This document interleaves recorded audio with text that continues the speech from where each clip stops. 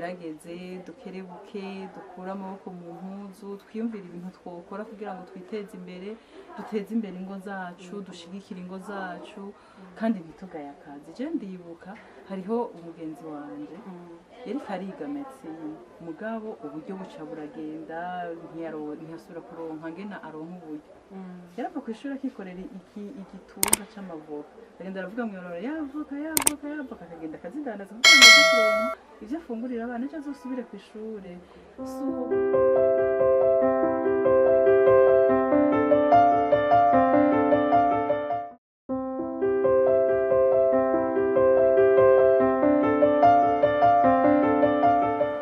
Karibu mwese kuri AXIA Vibes TV, iteka ryawe, iteka ryanje, iteka ryacu, ukwemera kubyara ubuzima. Mu byo twemera turemera yuko Imana yashinze umuntu ngo ku isi kugira ngo ayiteze imbere, kandi turazi yuko iteka ry'umuntu, iteka ryanje, iteka ryacu twese rishingiye ku bikorwa. Tukaba tuzi yuko ubukene ariyo source y'amabi yose. Kugira rero ngo tubiganire neza uyu munsi turi kumwe n'umukenyezi yatahuye yuko iteka gica mu gukura amaboko mu muzu kugira ngo ushobore kwiteza imbere. Mugumane natwe kugira ngo iki kiganiro kize kubungura byinshi hama duheze duhindura ivyiyumviro. Jewe mubona, jewe muri kumurumva ni QUEEN-KAREL IRANZI. Uyu munsi twashatse kugira ikiganiro cyo kwiteza imbere. Kaze mupfasoni Jeanne d'Arc aho basanzwe babamenyereye kuri AXIA Vibes TV mukorana ibiganiro by'ukwemera n'abapatiye hamwe n'ababikira. Ramutsa abakunzi ba AXIA Vibes TV. Reka mpere kuramutsa wowe nyene. Ego, ndakuramukije cyane kandi wakoze. Ndaramukije abakunzi ba AXIA Vibes TV bariko baratwumviriza aho muherereye hose kugira umugisha mubone ukugira neza kw'Imana. Karibu cyane Madame Jeanne. Urakoze. Jewe maze iminsi ndiko ndaraba ku biganiro bica kuri YouTube aho abatumire batandukanye bagenda baravuga yuko kumena ibanga bisa nk'ivyagwiriye hano iwacu. Ugasanga ngo biva ku bukene canke kukungene umuntu adashaka kuba ashaka kuba mu kibanza adafitiye ubushobozi bisigura kuba mu buzima buzimvye. Hari n'abagiye baradomako neza yuko ngo usanga abantu bagiye baradokuma ko abantu bamwe usanga nk'abajya baba diaspora bitwaza amahera baba bafise. None nka wewe nk'umukenyezi amaze iminsi muri kino gisagara ca Bujumbura urabona yuko ubukene butuma inkumi n'abakenyezi tutazi igitigiri bata iteka ryabo. Yego urakoze cyane.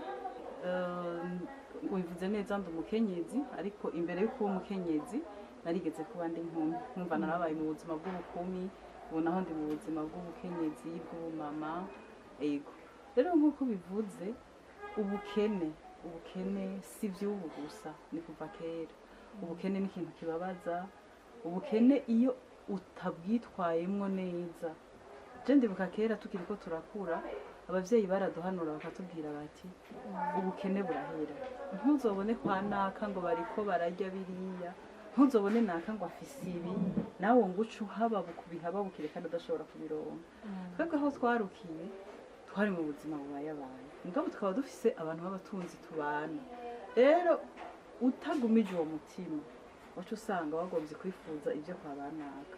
Nico kimwe rero naba uvuze ashobora kumenesha ibanga abandi yabonye ko afise ibintu vyiwe canke yabonye ko afise ako kazi kiwe canke akabona ko afise amahera akaca abona wewe hari ico wifuza nk'ubu abona turya mwana amashuri ashobora kumugora kurihira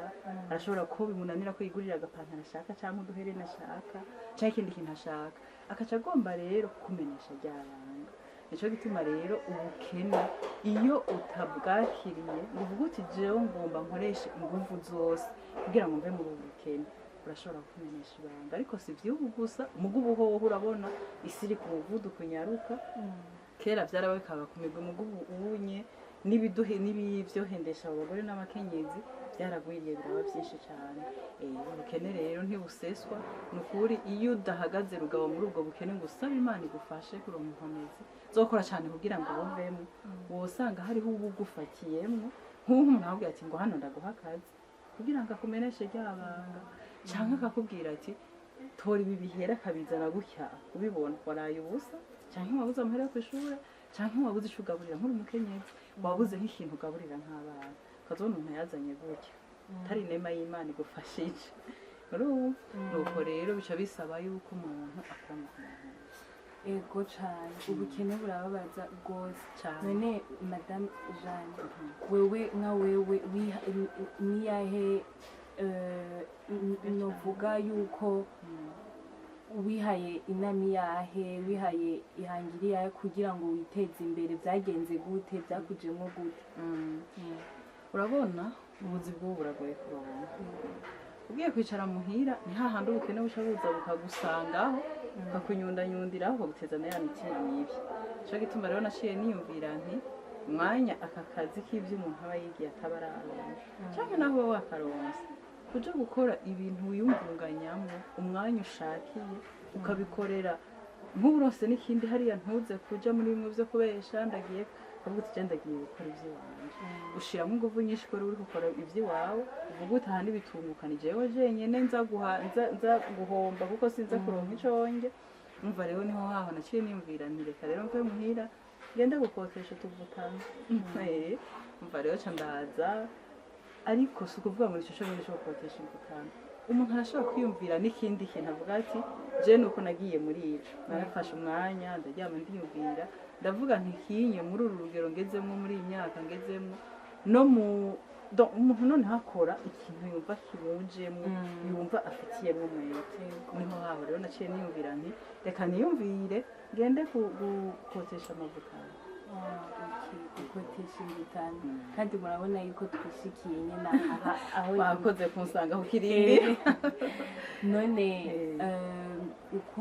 uvuze yuko wagiye muri uwo mwuga wo gukotesha imvutano none nk'abakunzi ba AXIA TV bariko baradukurikirana bifuza kuguteza imbere na jewe nyene none bo gusanga hehe nk'abatahazi kugira ngo bashobore kuhagushikana mbetse ushobore kubabwira n'akanimero adresse byose Jerry kibanza nagifashe muri Galery nshasha yo kwa Ndayizamba iri munsi ya Parisien ni etage nshasha havuye donc hariho BCB munsi ya BCB hashaba Parisien munsi ya Parisien rero hakaca haba iyo Galery nshasha yo kwa Ndayizamba muri D60 donc lettre D D60 uvuga ni etage igira gatatu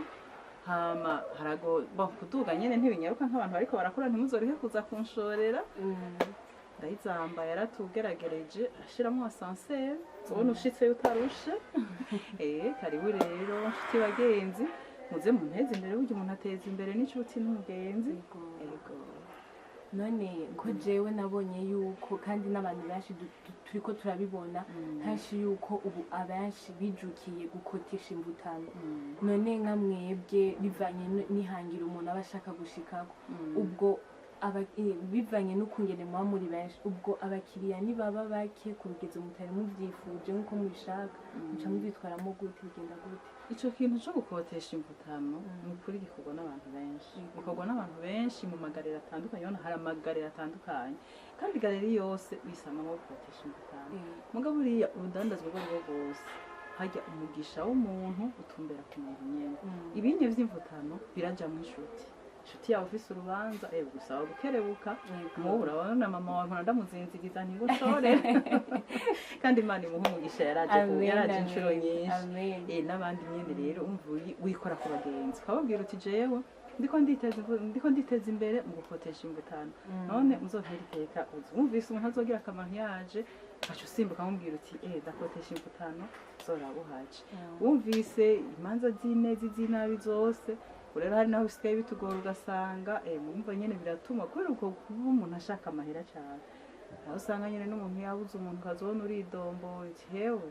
turakotesha imvutano mbwa nyene ubivugana nyene igitutu mugabo kubera ubushaka amahera ugapfa kubivuga kugira abandi ntibagutange rero ubundi n'umugisha umva umugisha ni nka kujya ko mwisuku usanga abanza umuceri ari benshi umuceri umwe kandi usa ibi vy'imvutano zozo ziba ziri zitandukanye ugasanga ni umuceri ukabona ararenganye wa mbere wa kabiri wa gatatu ukabona shorewe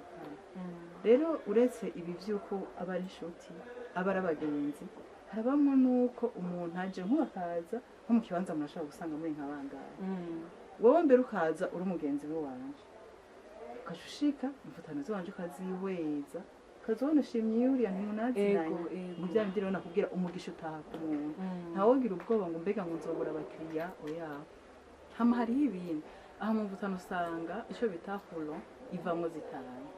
ivuyemwo zitanu rero umva zitanu ziba ari nke kenshi bazabarondera 10 9 uzona umuntu hariya arakumva haraho utobura ugasanga isa niwo mu kindi kibanza uwagiye kumushorera zikasha zimubananye akasha aza rero kugira ati konkrete impa nje guha abakiriya banje bakwiza umva ko tugira zitanu kugira ngo ugira amasorte menshi basanga iyi couleur ya couleur rero nico kidutuma turonka none iyo aje kuvuga ngo ima umugende gukompleta abandi araguha amahera cyane gose gusa nyene no kurabyungukira mu ngaho gose umva amahera baba bamukoteye niyo nawe aheza akaza kuguha donc bamukoteye 10 000 chafata 10 000 fois autant yizo ahakuye mwese mudukurikirana turi kuri AXIA Vibes TV mu kiganiro cacu aho turiko turavuga yuko iteka rica mu gukora uyu munsi mwabonye yuko turi kumwe n'umupfasoni Madame Jeanne d'Arc aho yahisemwo kugira umwuga wo gukotesha imvutano kugira ngo yiteze imbere ateze imbere umuryango ndetse ateze imbere igihugu na cane agwana ubukene kugira ngo agumane ryateka none Madame Jeanne ubwo amashure mwamariza amashure mwagejeje rero nta maternelle nize iyo mvuka nta maternelle zibaho nize primaire ndiga secondaire ndiga na université ok mwize primaire secondaire na université kuri Grand Lac kuri université ya Galery umva ufise amadiplome oya diplome ya licence ego ok murahejeje kumva yuko Madame Jeanne afise diplome ya licence none nkuko muhejeje kutubwira ko mufise urwo rupapuro rw'umutsindo rwa licence none nibibatera isoni by'ukumva yuko muje ngaha muri kino kibanza kugira mukore uyu mwuga ko turazi kenshi yuko abantu benshi twitwaza yuko dufise urupapuro bivanye n'ukungene ruba rungana cyane iki n'amashure twize ugati je sinokora muri ibi bimwe nibibatera isoni kandi twongera ko ushobore no guhanura abantu bose baba bakigaye akazi kameze kose kera vyari vyoroshe ndibaza umuntu ahejeje amashuri ahejeje mu kintu yize wacu usanga ukironkeyemwo akazi mugabo ubunye ubuzi simpaka ngo uheze ngo ucuronka ubuzi buragoye kandi uko nabugoye ubuzima bwarazimvye ugiye kwicara muhira ngo urindiriye ngo ryari ngo uzoronka ka kazi woca ugwayo vya bindi vyaca kibazo ca mbere wahera kumbaza uti mbega ubukene bwo gutuma umenya ibanga woca usanga wamenya ibanga hama nta kazi na kamwe kadatera isoni kiretse ako kuroga nako kuja mu bitari byo nayo ubundi ikintu cyose wobona ugashiramo umutima ukavuga ati iki kintu ndiko ndagikora cyo nteze imbere ivy'amashuri ucubanza ugashira ku ruhande ukavuga uti jewe ngomba ngende kurondera amafaranga kugira ngo azoze kumfasha guteza imbere urugo rwanje donc afashe guteza imbere nimba uri umwigeme nkuko ko wawe ni waheza ukavuga uti reka nkorere amafaranga nje gusahiriza abavyeyi banje turere batoya banje canke twiteze imbere mu kindi kintu kitazoburarunka umva rero ndiko ndavuga nta kazi gateye isoni fa kubona gusa kwako kazi kataguhemukisha canke kagutume uja mu bitari ivyo hamurabe ko kariko karakuzanira kariko karakungukira kandi imisi yose ntiwamutangura bica vyunguka hariho abagenzi banje benshi bama baza bakatangura mugabo ukaca usanga barahomvye baca bimukira mu kindi urumva bisaba kugira umwete ukavuga uti aha ntegerezwa gukora uko nshoboye kose kugira ngo ndonke uburyo bwo kugira ngo mbandanye nshobora kubaho bakunzi ba AXIA Vibes TV turi nkuko nakunda bibabwira kare turi mu kiganiro aho turiko turavuga iteka ko rica mu gukora kandi turumvise yuko uyu mupfasoni Madame Jeanne yafashe umwuga wo gukotesha Imvutano kandi afise lisansi. None ga madame muba mufise umugabo n'abana, umugabo arakora? Yego cyane, ndafise urugo, ndafise umushinga ntahe, ndafise n'ibibondo. Imana ishimwe. Umugabo wanje arakora ariko nawene ntiyarindiriye ngo agomba akore ivyo yize. Nawene yaragize afise lisansi muri ekonomi, mugabo aciye akatira mu rudandazwa. Nawene adandaza ibi vyuma vyo kubaka. Ntiyarindiriye ati nimpaka nje kuronka muyo nzoja kugira ivyo vya ekonomi nagize mu biro niki nibi nakubwiye. Uravuga uti ntegerezwa kwiruka, ntegerezwa gukoresha ingufu zose kugira ntegerezwa kuronderera umuryango. Ivy'ubuzi rero haraho Imana iguhezagira ukazobona ukaronsa aho ukengurukira Imana. Ibubuzi nyene busaba ivyo umuntu aba yarize. Mugabo ntuyicarana n'ukuri nkuko bavuze uti giziki woterera abantu. Ntagire umuntu yicarana umwanya na gatoya. Baza genda utembere urabe mbega ibi babikora gute, ukiyumvira mbega iki ndagikoze conyungukira. Ego none mufata mukavuga ati jewe ndagumye muhira ngira ndera nkuko mwavuze ko musabana mukavuga ati jewe ngira ndera abana nitaye bijya nyene byo mu rugo by'abafasoni hanyuma ureke kuza kuvundagarira muri Imvutano naco byo batwara byo kintwara cyane gose. Nogenda nkaja kwamikara muhira umva ego bana nkiyoga nkasasa nkaryama nkaca ntagiye kurondera ivyo tuza kurya. Umva kashurekera wa mushinga ntahe wenyene agende yiruke asanzare. Urumva kandi ubuzima bw'ubu bwarazimvye, ibintu birazimvye,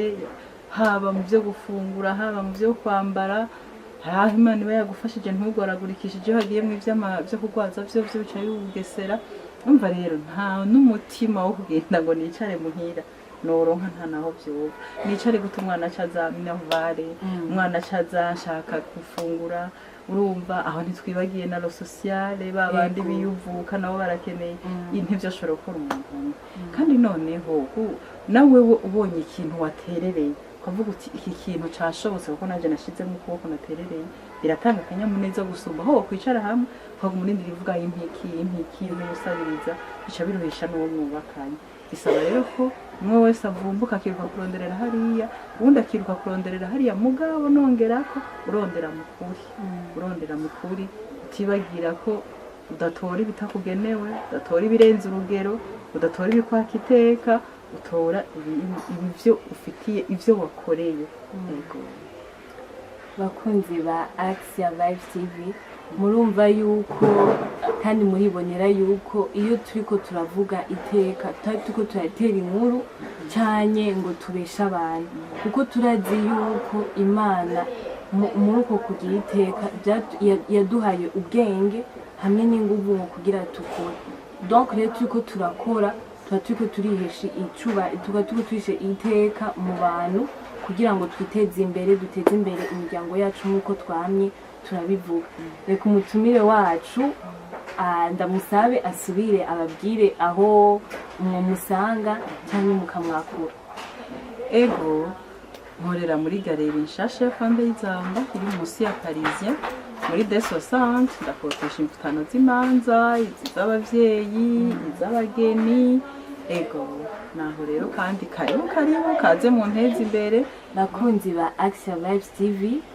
dushigikire abakenyezi hamwe n'inkumi bafashe ingingo yo gukura amaboko mu muzu kugira ngo bashobore gukora biteze imbere, kubera kenshi turumva yuko abantu baguma bavuga ngo ubuhombo buva ku bukene ngo bwagisibije. Ibyo ntibikenewe yuko tubivuga, ahubwo hakeneye yuko umwe wese afata ingingo kugira ngo ashobore gukura ayo maboko mu muzu hama agakora kugira agumane ryateka.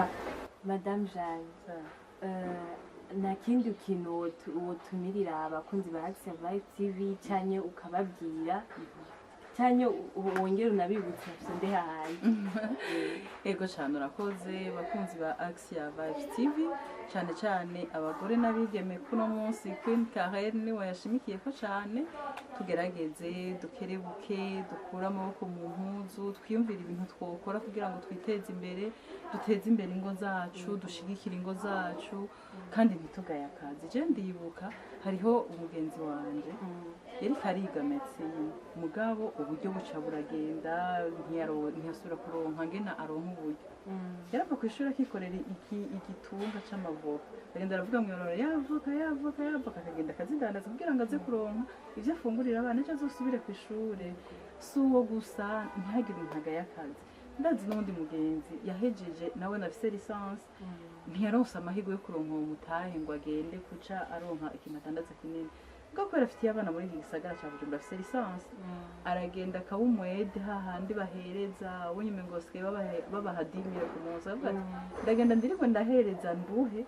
mugabo abana banje baze kurara bariye ubugari n'ibiharage. Urumva rero ntagire ubukengera akazi wowe hako wicara muhira kuryama ufume ukora kajya kazi nibagutwenga ngo uriko urakora wowe ukaba wakoze kuba winjije wagaburira umuryango wawe ivyo bitwengo ntacyo bizoba bimaze. Hama n'abatwengana rero ntuzu twengane kubera no munsi ntawe sabiye ngo waratunze ngo azokene cyangwa ngo agire kimugabo sivyo kwishimira. Ahubwo wabonye umuntu biriko biragendekera nabi ugenda umusahirize umufashe kuva muri ivyo bintu arimo kama ntihagire n'uje gukoza isono umuntu ngo nuko abonye ubukene bwiwe aho bufatiye washa agenda kumukoresha ibitari byo amukoresha ibitari byo umuntu kubera yabonye ati ninaza kumubarira ibi ntaza kuvyanga kubera yakene. Rero ico numva no batumirira cyane no gukura amaboko mu mpuzu uyisi y'uno munsi tugezemo isaba ko umuntu akerebuka akiruka agakora akarondera kugira ngo ushobore go biraruhisha mugabo iyo urushe wakoze navyo biratanga akanyamuneza uravuga uti narushe ndiko ndakora. Bakunzi rero ba AXIA Vibes TV ndabasabe nawe ukaba ufise ikintu witezamwe imbere woshobora kuganirira abandi kugira ngo bitume abandi buguruka ubwenge bw'ico bokora urahawe ikaze kuri AXIA Vibes TV kugira ngo tubandanye twungura ivyumvira abandi ko hariho wicara mu ntebe ugira ati jewe narabuze ico nakora mugabo yumvise intahe yawe ikamufasha uwo muntu akazotera imbere kubera yumvise nawe ngena watanguye nahagejeje. Ariko rero twavujwe nuko tubandanye twinova ivyo dukora ibikorwa nyene kugira ngo dutangurane bishasha. Hama rero mwibuke gufyonda sabone mwibuke gutanga ibiganiro vyacu henshi muhereze inshuti n'abagenzi kugira ngo no kuri AXIA muduteze imbere.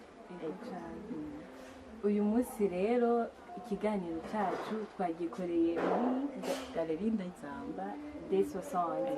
muze mwese kugira tumuteze imbere Madame Jeanne cigageze ntimungirire nabi hari mariage hari revedo day ntimungirire nabi karibu mu nteze imbere basha. Ego iteka twumvise yuko bica mu gukora nta kamaro ko kurera amaboko kuko zirya diplome turonka zituma turi mu buzi. Donc rero turashimiye Madame Jeanne kuko ngene mwashoboye ico kintu hereje ko ndagikunze cyane uzirya diplome bumvirije ikiganiro vuga bati naho umuntu atokwiga yoshobora kuja guforger ivyo akora akaja ko yaye ufise diplome nawe. Ego abantu batize none barakora imigambi kandi kagenda neza ugasanga mbere barafise n'amahera gusumba umuntu yize mugabo biri kubikorana ubwenge nabwo bwo mu ishuri ubwenge wiyize bwenge wagiye kunonosora nibi byo gukora umuntu akiyumvira bisaba ko ubufise. Rero twige cyane ntihave hagira umuntu avuga ati naho ntokwiga no bavanga kuri mubanze mugende mwige ubu bwenge twiga bwo mu ishuri buradufasha iyo uri kurakora ibindi byo mu buzima busanzwe ugasaga ivyiyumviro biriko biraza bifashishwe n'ubwo bwenge. Ikintu ca mbere rero ntagira umwana ahagarika ishuri ngo yagiye ngo kudandaza Imvutano canke ngo yagiye ngo gucuruza ibintu biriya oya n'ukuri uri kubikora ufise n'izo diplome ufise niyo n'ubwo bwenge wagiye urarahura hana hariya mu mashuri navyo bigufasha cyane. Yego cyane gira iteka gira aho muba mubahwe naho butaha. Ciao ciao.